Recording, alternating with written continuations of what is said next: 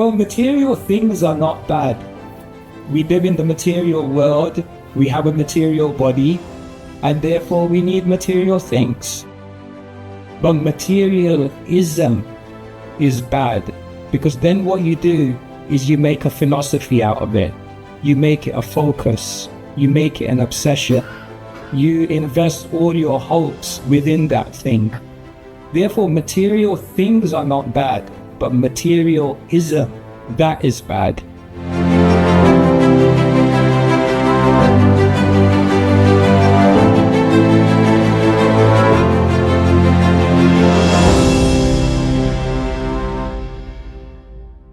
This is a question that often comes to our mind. Obviously, you've taken the dress of a monk.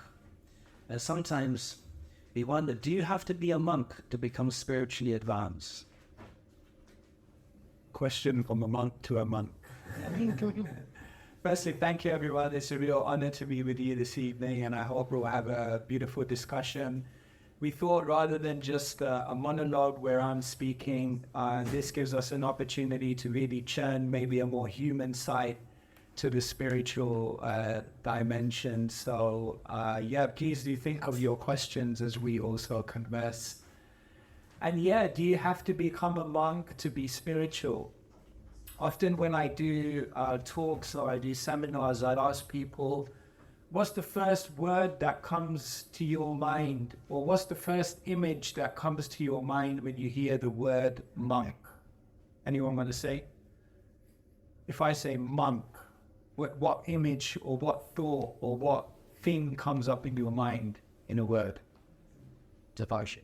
Devotion? Bold. Bold? Bold or bold? Sorry?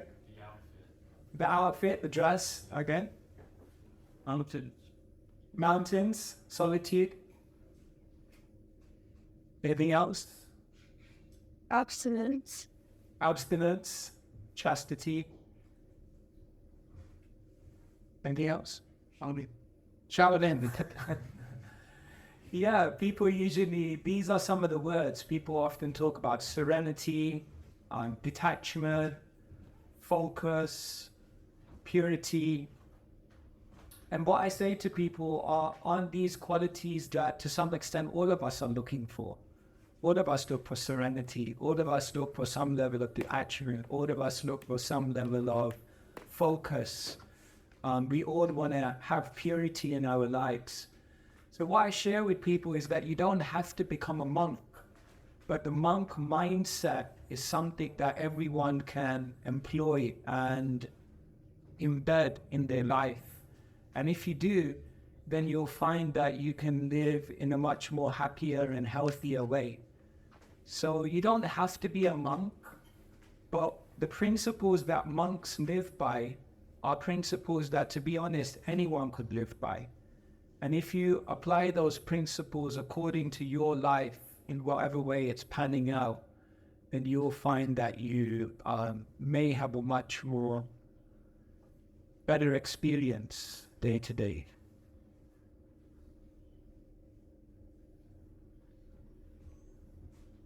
Thank you, Maharaj. So another question that sometimes comes to mind.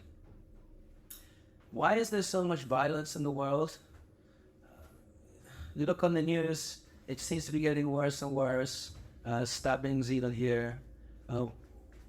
What is the cause of this violence and how can we stop it? In economic theory, they have something called game theory, and there's something called the zero-sum game. A zero-sum game is a game in which if one person's winning, then another person is losing. If someone gets an advantage, then someone else is losing. In this kind of understanding of the zero-sum game, there's a finite amount in the world, and it's all up for grabs. And whoever gets it is the winner, and whoever doesn't is the loser. And this kind of materialistic mentality that we're all pitched against each other, that we're all in competition, this is actually what creates enviousness. This is what creates a sense of jealousy.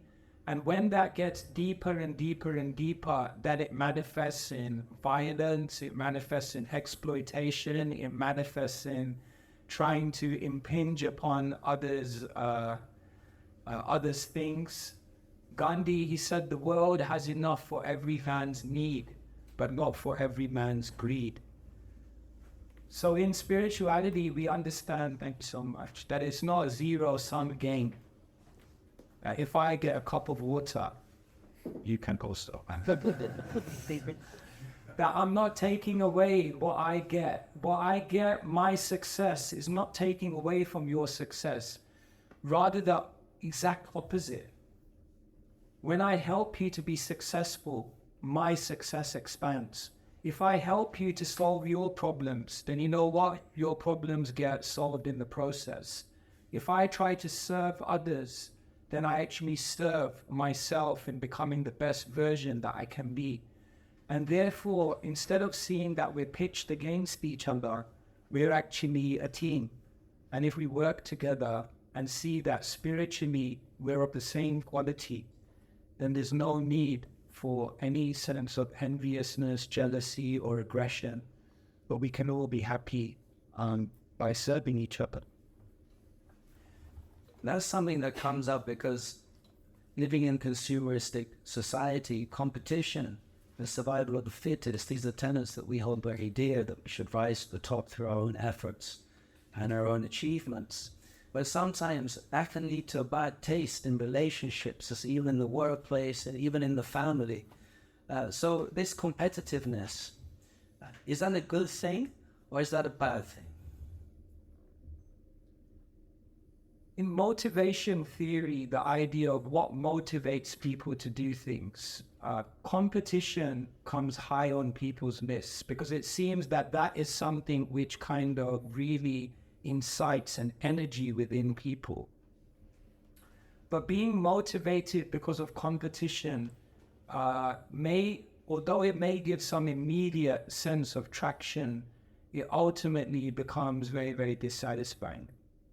Because the goal of life is not to be better than someone else. The goal of life is not to be ahead of someone else. The goal of life is to be the best version of yourself. The goal of life is to be ahead of your lower nature. The goal of life is not to be higher than others, but be the highest version and the highest unleashing and unearthing of the potential that you have. And so the problem with competition is that we focus too much on other people and therefore we start becoming drawn into inauthenticity. And therefore we start doing things which may bring us victory but doesn't bring us satisfaction. And so everyone is on their own journey. And the problem with competition is that we measure our progress by looking at someone else's journey. So Einstein, he said, everyone is a genius. But if you convince a fish that it has to climb a tree, it will live its whole life thinking it's a failure. And so if we are to employ competition to become motivated, then the best type of competition is to compete against yourself. And then that would prevent envy coming up against others. Yeah, exactly. Yeah. Very interesting. Why is materialism a bad thing? Well, material things are not bad. We live in the material world, we have a material body, and therefore we need material things. But materialism is bad, because then what you do is you make a philosophy out of it. You make it a focus. You make it an obsession. You invest all your hopes within that thing. Therefore, material things are not bad. Material is not bad, but materialism, when you make it your goal, that is bad. Because when we try to find happiness in material things and we invest our hopes, one of four things will happen. Number one, you won't get it. Frustration. Number two, you'll get it, but it won't satisfy you. Frustration. Number three, you'll get it, it will satisfy you, but then it will disappear. Frustration. Well, number four, you'll get it, it will satisfy you, it will remain, but along with it will be other things you didn't account for. Frustration. So therefore, material is not bad, but to make a philosophy and an obsession and to invest all your hopes in it, that is bad, because that is going to let you down big time. Yeah, I've heard that very famous anecdote that we have a tendency to use things. We're supposed to use things and love people, but instead we love our things and we use people. Yeah. We objectify people. We very much value our material possessions. We get very upset when they get damaged and stolen. But the people are actually what's important, isn't it, Raj? Maybe just speak a bit more on that. Yeah, what we ultimately seek in our deepest core of our being is love. And love means an exchange of feelings, an exchange of service, an exchange of selflessness. And no matter how many things you have, you can never experience that with a thing. But you can experience that with people. And therefore, as you quite rightly mentioned, you should use things and love people. And therefore, what often happens when we become enamored by materialism is we forget people. We lose in the, people invest so much in earning money. But then while earning money, you lose your character, you lose your health, you lose your relationships, you lose your balance, and then you become rich, but poor. Some people are so poor that all they have is money. If I ever had any money, I could get it, if that's true. One thing that comes to mind is with the arrival of social media and AI, it's almost like the line has been blurred between things and people. Like sometimes our devices become like people in a certain way. We love our devices. So is social media enslaving us or is it freeing us? Again, material things are not bad in and of themselves. It depends how we utilize them. So the key question is, are you using social media or is social media using you? We can become enslaved by social media and it can go on different levels. The first way social media enslaves us is through distraction. Just constantly diverts you from what's important, what's valuable, and what's actually going to bring you progression in your life. But then it becomes even more acute because social media can also provide misinformation. It can feed you with messages, it can feed you with ideas, it can feed you with conceptions that severely derail you from your deepest aspiration. And more than that, social media can also manipulate you. And we may not be aware, but through the different aspects of social media and marketing and how those technologies are utilized, they're actually systematically driving people towards certain things unconsciously. So this is how we're enslaved: distraction, misinformation, and manipulation. Yeah, social media can also be used in a beautiful way. I'm also on Instagram, follow. I give you credit to Instagram also.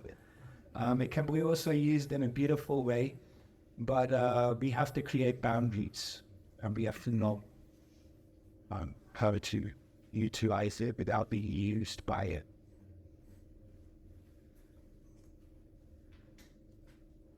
The next question is controversial for some, but maybe not for everyone.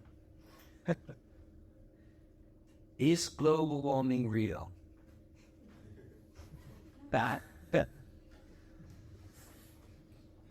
I'm not an environmental expert, I have to say, but it seems data and information shows that there's significant global warming in the world, and it's induced by much more than simply natural factors. Clearly, what we can say is that the way that humans are interacting with the environment, with Mother Nature, is clearly unnatural and is causing problems. The first step in exploiting something is to depersonalize it. When you depersonalize something, you dehumanize something, you divinitize something. Then what you do is you objectify it. And when you objectify something, then the very next thing you do is make it open for exploitation.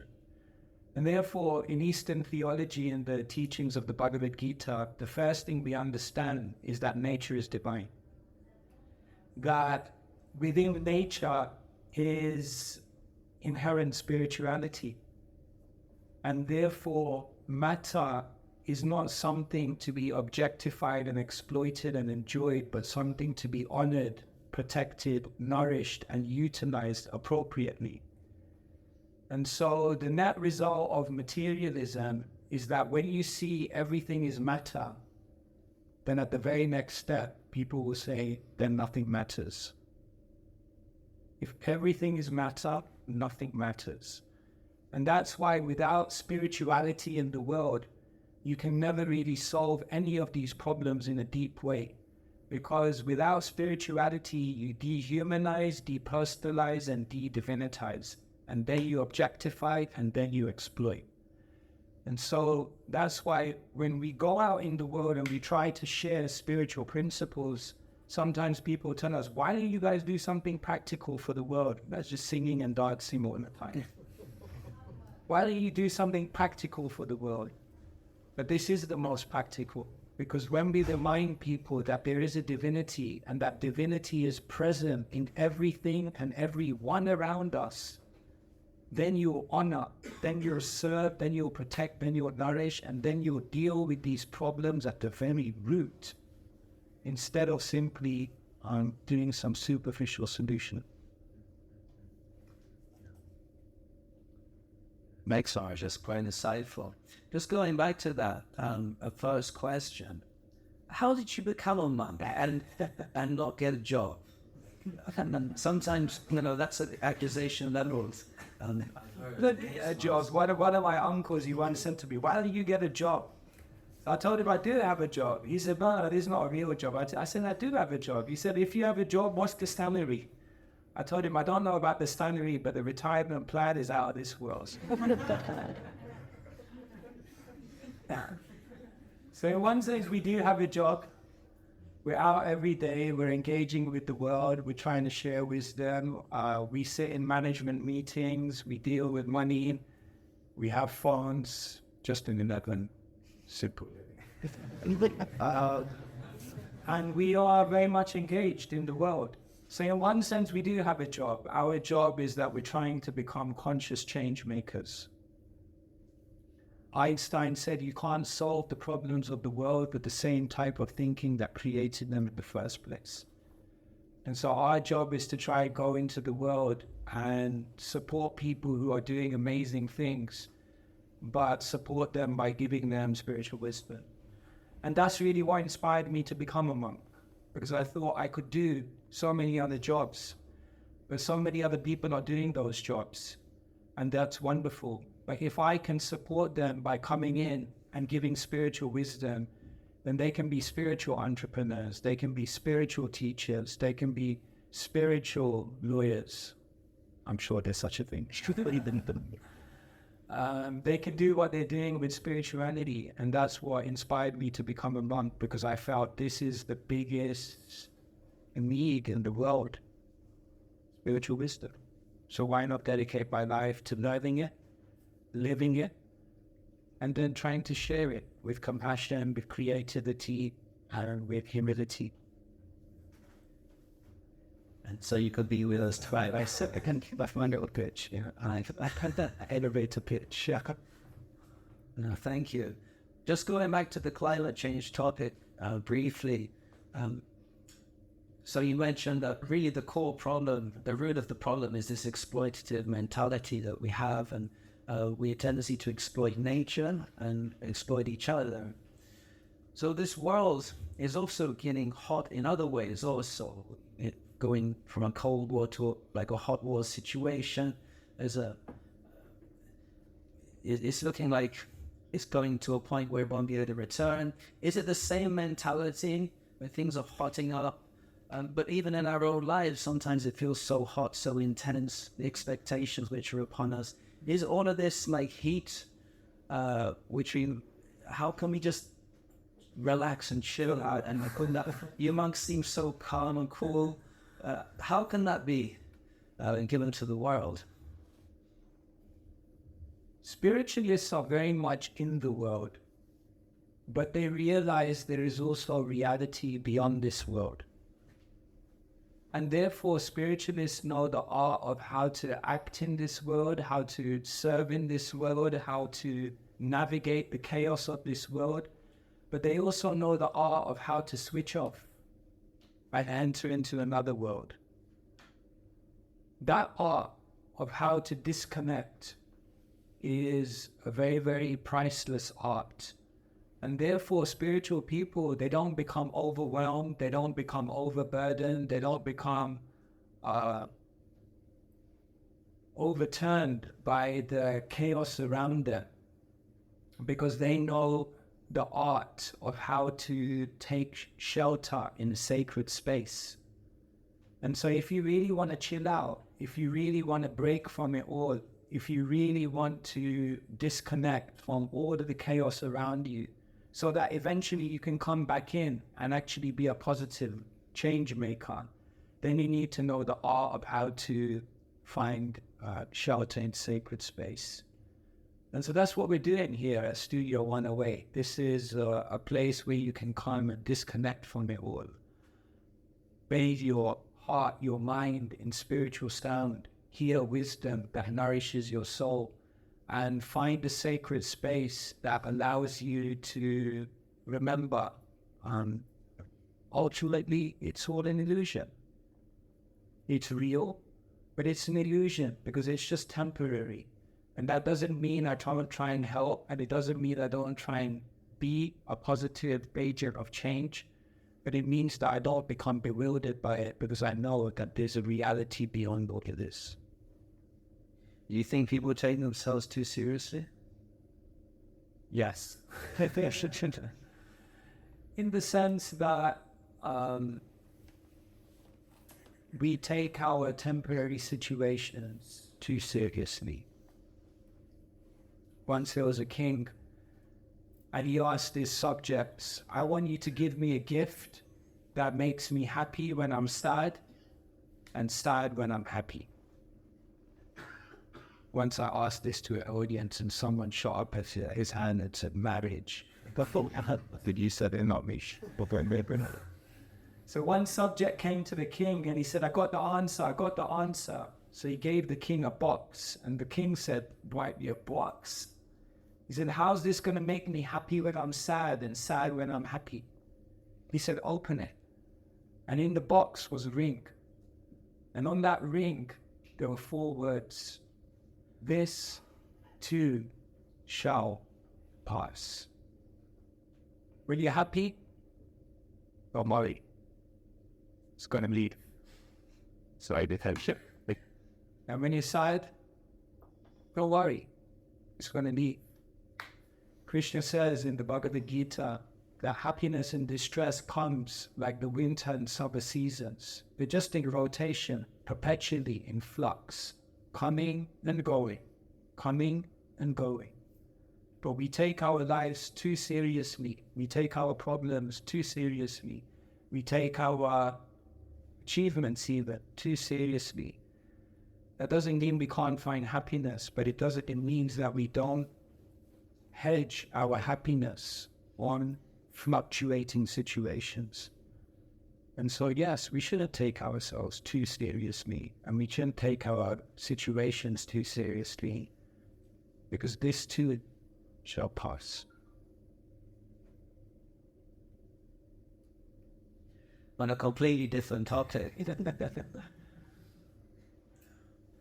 do our experiences on hallucinogenic drugs It is too shall pass. do they open a doorway to spiritual progress and realization? There's a lot of talk today about DMT and about the spiritual worlds, the spiritual beings, and so forth. How does that fit in to your understanding of spiritual life? Drugs can alter mental states, clearly. And that can, perhaps for some people, open gateways. But the revelation of the Bhagavad Gita is that we are not the mind. And therefore, drugs, although they may change your mental state, they don't really change you. The ultimate consciousness expansion is to change your heart, is to actually shift and spiritualize your deepest sense of consciousness. And that cannot be achieved by drugs. So drugs, what they may do is open the gateway of your mind to certain things. But drugs do not transform you. Drugs do not shift your consciousness. Drugs don't purify your heart. And therefore, in our spiritual tradition, we put the emphasis on going to the root. If you change your heart, if you purify your consciousness, you don't actually need anything else, because you create the most profound level of transformation.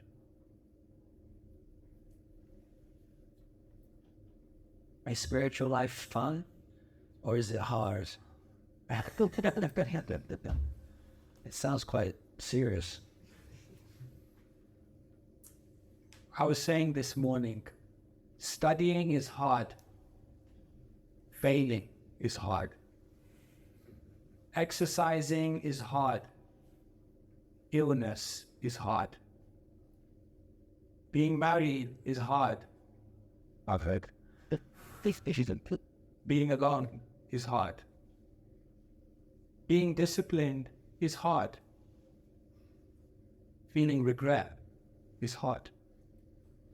Saying the truth is hard. Trying to keep a lie is hard. Being spiritual is hard. Lacking spiritual consciousness is hard. In other words, everything is hard. Yes, being a spiritualist is hard.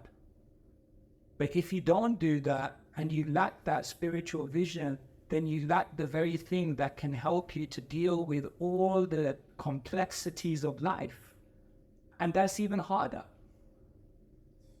And so, yes, it is hard.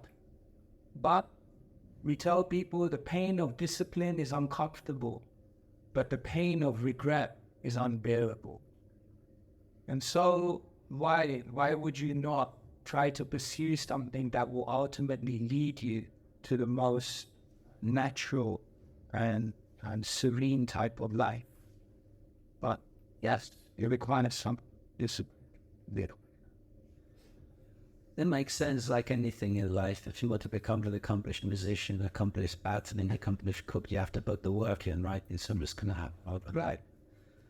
Yeah, that makes sense. Another question. Is our government against free speech? Is our government against free speech? Is our government, as in the UK government? Yeah. I would say we live in a country where we can say what we want. However, we don't live in a country where the most amplified voices are necessarily representative of what people are saying. So yes, on one level, there is free speech in the world. You can go out into speaker's corner and say whatever you want to say. I think I'm But what you hear in the media, the amplified voices, the voices and narratives and opinions that are perpetuated through society, through the global media giants, I don't think that speech is free speech. I think that speech is controlled. And that speech is not necessarily representative of, number one, people's opinions and feelings, and number two, more importantly, representative of the truth. And so we live in a world of misinformation. And that's perhaps the biggest challenge, because in the midst of all that flood of misinformation, how do you find truth? That requires a very, very sincere person to find that truth. So these are the times we live in. I was a British diplomat. Very good old boy. Other, hot topics of the day. It was hot today. We want to see, because you're saying that you're part of the world, but spiritual practitioners, monks, at the same time, consciousness is not of the world, but we're within the world, so you have to function here. So often the question comes up, like, you guys just are not practical, so some of these questions are to try to see, how much are you actually living in reality, in this material world. Well, I would say, give me an example of how we're not practical. Tell me. Okay, so, if everybody was to become like you, there wouldn't be any transport, there wouldn't be any people working in the economy, so there wouldn't be any money. There wouldn't be any children. It's not practical. Because why do you want me to be like you? The first thing is, we don't try to teach the world that everyone should become like us. In fact, we teach many people that they shouldn't become like us. We teach many people that they should have a family. We teach many people that they should have a career. In other words, we treat each person as a person. The goal of life is not to become a monk. The goal of life is to be spiritual. And everyone has their own way to be spiritual. And as monks, what we try to do is find that spark within each person of the most natural and powerful and beautiful way in which they can be spiritual. And then we encourage them to do that.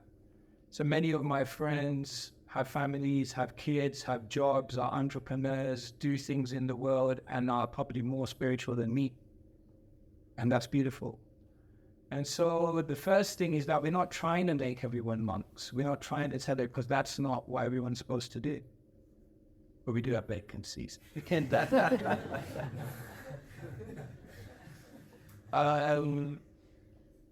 Like I said, everyone's a genius. But if you convince a fish that it has to climb a tree, you'll think it's a failure. Are you convinced that spiritual life has the answers to most of the world's problems? I would say that I haven't found anything which has any better answers. If you want to present something to me, then I'm open.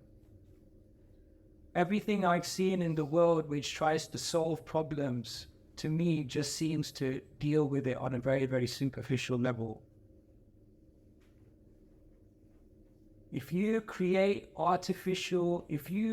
approach the world with artificial behavior, then what you'll do is you'll create artificial problems.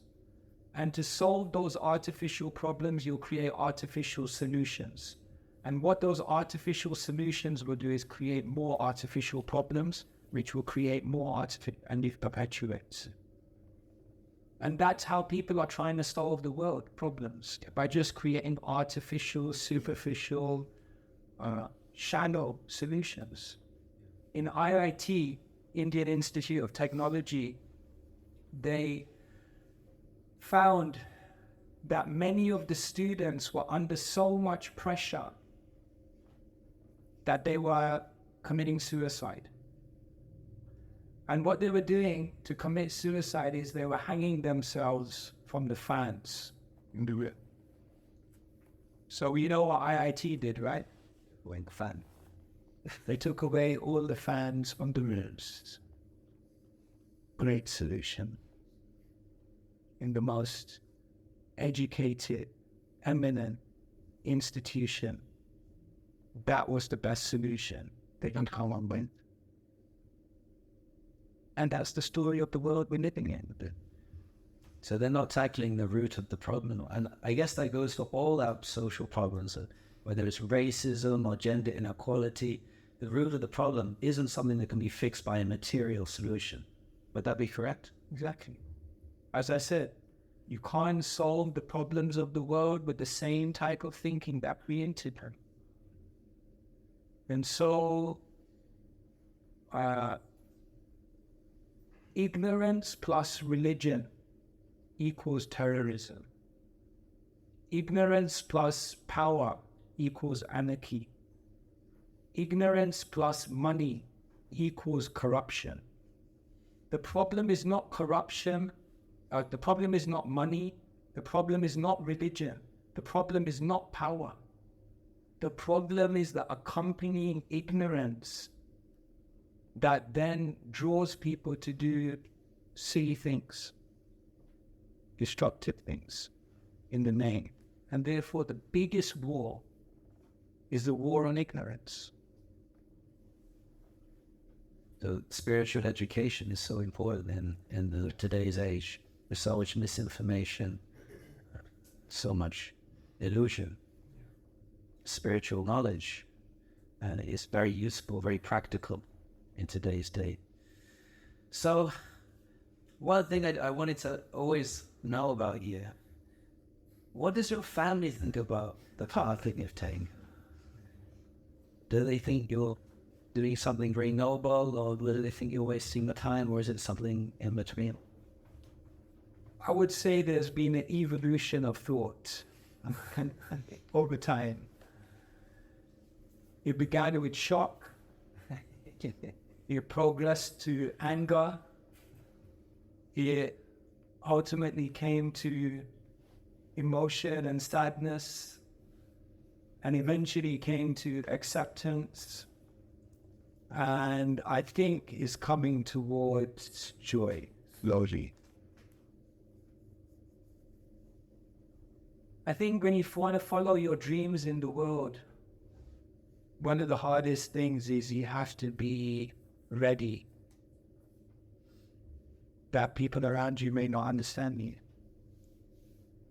You may be ready, you have to ready yourself for the fact that you may not be able to please every single individual who you hold dear to your heart. And that level of bravery, that level of courage is required for someone who really wants to follow that path. And so, yeah, with my family, it was tough. But I think it's all good now. Thank you for sharing that very personal side of yourself. I have to admit, I've been very selfish tonight. I've asked all the questions I wanted to ask, and I didn't actually ask the audience if they wanted to ask any questions. But it may be that we're running out of the time. Is what you can ask the audience for so much? Okay, so I've been told that it's all right to ask the audience. See, would anybody from the audience like to pose a question to Maharaj? Yes, please. What would you say, what is it to be spiritual for you? How do you define that? Thank you so much. What does it actually mean to be spiritual? Some people think to be spiritual is to dress in a certain way. Some people think to be spiritual is to adopt a certain practice or meditation. Some people think to be spiritual, you have to be affiliated to an organization or an institution. For us, the deepest expression of spirituality is to selflessly serve divinity and other people around you. The moment you do that, you're spiritual. It doesn't matter whether you're affiliated to something or not, whether you're practicing a particular thing or not. the most beautiful expression of love in this world is to selflessly do something for someone else. And when we do that, then we connect with our deepest spiritual identity. And everything that we do in terms of the chanting, even for example, when we chant Hare Krishna, what are we actually praying for? The opportunity to be a selfless servant of others. So spirituality culminates in selflessness. And when we find that selflessness, then we feel great spiritual joy. But the problem with the world we're living in is it's such a selfish world. It's such a me-centered world. And that's why it's so distant from spirituality. Should I pick on it at the back there? Yes. Yes. So I just wanted to touch off of your point about nature, and you'd find nature is like either and good that related to the bargain, but nature can also be quite brutal. So I'm from Turkey, and then it was last year, the year before, there was an earthquake that like killed 40,000 people. That's just one example of many things that happen in the world through nature. Some people can imply that it's like divine punishment or something, I don't know. But I just felt a little bit of friction in terms of nature being just like good and sort of, I think, over romanticized by the pre-industrial society with addiction. So I'm just curious about what your thoughts are. Thank you so much, and such a good question. I think the first thing is that nature, as I said, is divine, it's conscious, it's aware. So nature is responding to the way in which we interact with nature. And sometimes, as if you interact with a person and you attack them, then what they'll do is they'll do something to defend back. They'll do something to show you that your activities are not beneficial for you or for anyone else or for the environment around you. That's very, very natural. And so we have to understand that also divine nature is divine and therefore conscious, and therefore reacts to the way in which we deal with it. And if you look at how we deal with Mother Earth, for example, if we look at mining and the way in which we drill into the earth and suck out resources just for our greedy, personal, selfish ends, why do we feel that divinity won't respond to that and teach us that you can't treat the earth like that? I think that's the first point, that nature is conscious and therefore nature responds to the way in which we treat nature. And I think the second thing is that nature also has a purpose. If you want to understand the activities of nature, then first you have to go back and ask yourself, why does nature and why does this material world even exist in the first place? If you don't know why something exists, then you won't be able to understand how it functions and why it functions the way it does. And so Eastern teachers tell us that the purpose of this world, the purpose of this material nature, is to make us realize that we're not meant to be here. And so nature, in another sense, is perfectly imperfect.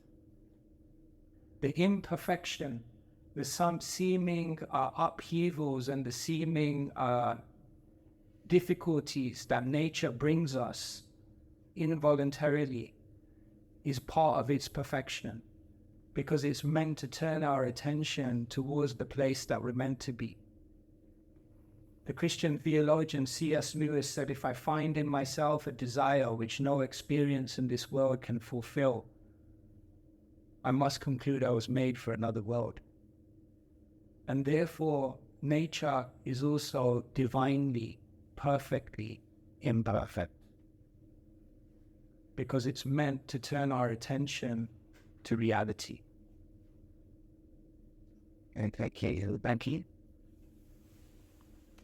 I see many hands all looking. Give you a chance. You're not Yes. Yes. Yeah. you would say that we should accept nature as it is, right? And we can define nature as anything that exists, right? So there are good things that exist and there are bad things that exist. So it must make sense to say that one is good and one are bad, one part of nature. And if we accept nature, then we must accept what is good and must accept what's bad, right? And with that, Then anyone to respond to that? I mean, I guess you can, but like, Okay, you players, I want you to respond to what do you think about viewing nature as a zero-sum game? As a, sorry, every cause has an effect, ultimately. Yes. You see, when we say parts of nature are good, parts of nature are bad, I'm just kind of rewinding to that statement. We have to understand that in a higher sense, everything is good. Is the glass half empty or half full? It's cool. Just, we could say it's not half empty, it's not half full, it's completely full. Half with water, half with air. In other words, we tend to discount the value of the emptiness. And in the same way, we tend to look at the world and try to discount the value of the bad.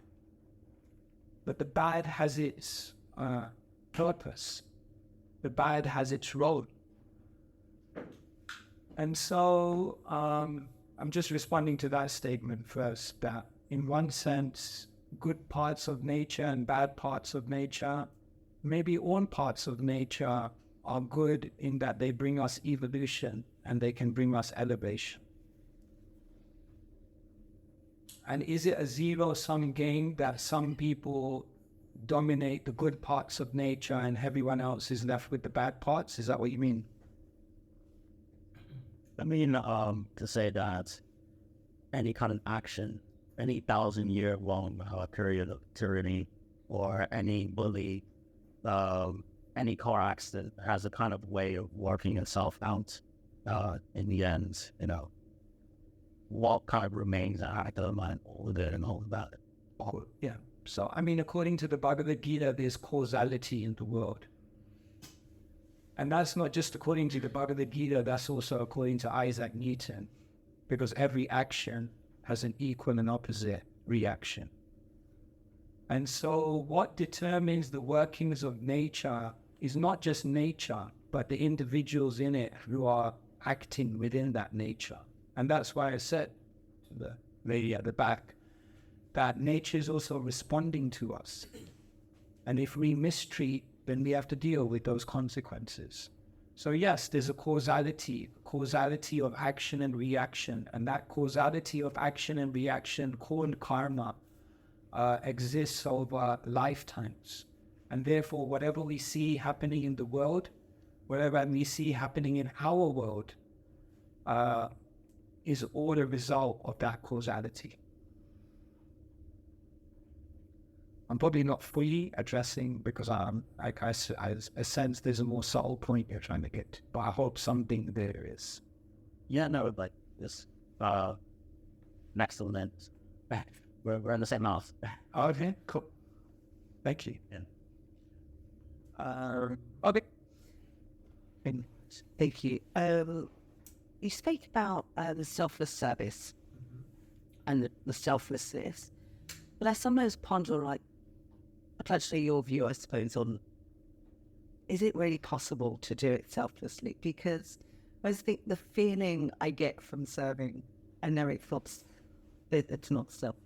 Do you know that it may start like that, but it brings that, or maybe it's to purify my heart, or so childhood trauma, pleasing people, I don't know, they're complex, right? There's a lot of reasons, and Can you truly be selfless? truly be selfless. Because even when it seems as though we're being selfless, we're doing it because it makes us feel good. There's something Something. comes along with it.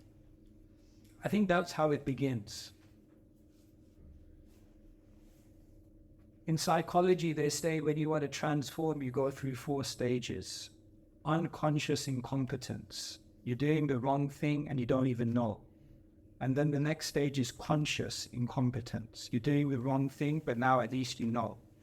And then there's conscious competence. You're doing the right thing and you're doing it, consciously. And then there's unconscious competence. You just do it and it just becomes automatic. So I think there's a level of selfless service which is like conscious competence, where you kind of know this is good, it feels good, I'm getting something out of it, it makes sense, I should do it. Eventually what happens is through change of heart, through genuine connection with divinity, you actually even become detached from the feelings you get from that selfless service. The act becomes more important than the result of the act. And the only way that can happen is when we establish that love with divinity.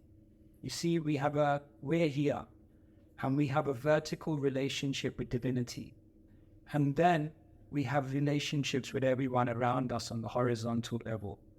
So what happens is when we're deriving our love from this relationship, then we're so fulfilled that we deal with all of these relationships with no need. I don't need anything from you. God loves me. And therefore you can be completely selfless without any need. But right now we have some connection with divinity, but there's some part of a vacuum, so we're kind of like, I'll sit up. As long as you appreciate me, as long as you smile and you reciprocate. But later on, even that disappears once that comes. So that's an evolution. And I don't think it's binary. It's not like you have it or you don't have it. You experience moments of selflessness where you just kind of do it and you just have no consideration. So it becomes like that. I think we're out of time. Unfortunately, I think we could all hear you all night long, but we'll have to end it there. Please give Marsh a nice round of applause.